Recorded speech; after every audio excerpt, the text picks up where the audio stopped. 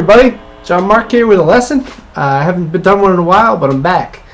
Alright, so I'm doing a series of lessons on blues licks that every metal player should know. So as much as I play metal and shred a lot now, I started out playing exclusively blues for a few years there. And I'm so glad that I did, because it really forced me to develop good bending technique and vibrato. And if you don't have good bending and vibrato, then playing metal and rock you're never gonna quite sound professional when you play. If you execute some fancy monster sweep arpeggio thing perfectly, and then you slow down and play a couple slower lines with some bending and some vibrato, and you don't sound like you know what you're doing there, you're not playing the notes with confidence, none of it's gonna sound good. So if you're newer to guitar playing, even if you're more interested in metal and rock, definitely start out learning these blues licks first, because they're really helpful.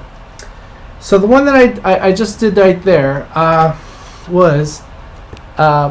incorporates a common motif in blues playing, and that's bending up to a note on one string and then playing the same note on a different string, not bending. So 15th fret B string, the note is a D, but we're bending it up to an E.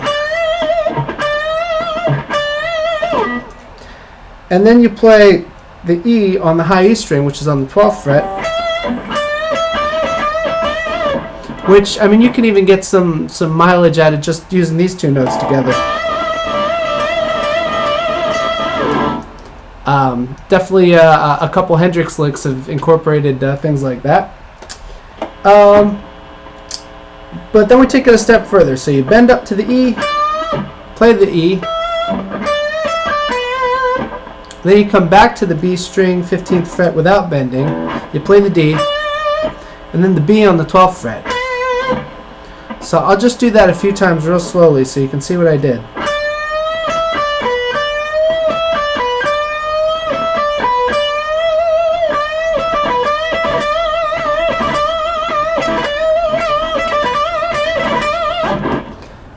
So that's the idea with this lick, is bend up.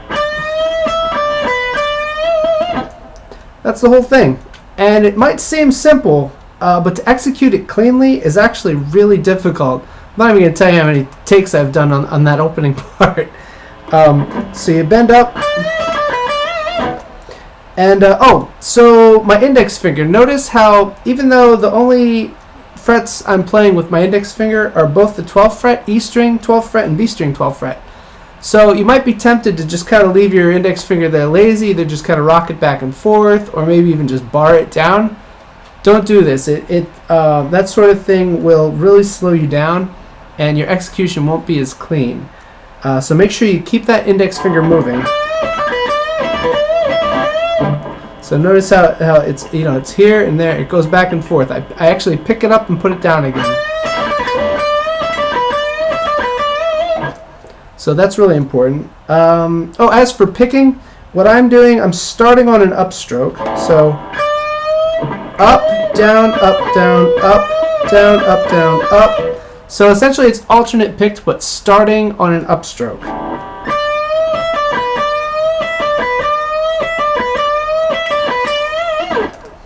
So that's the lick.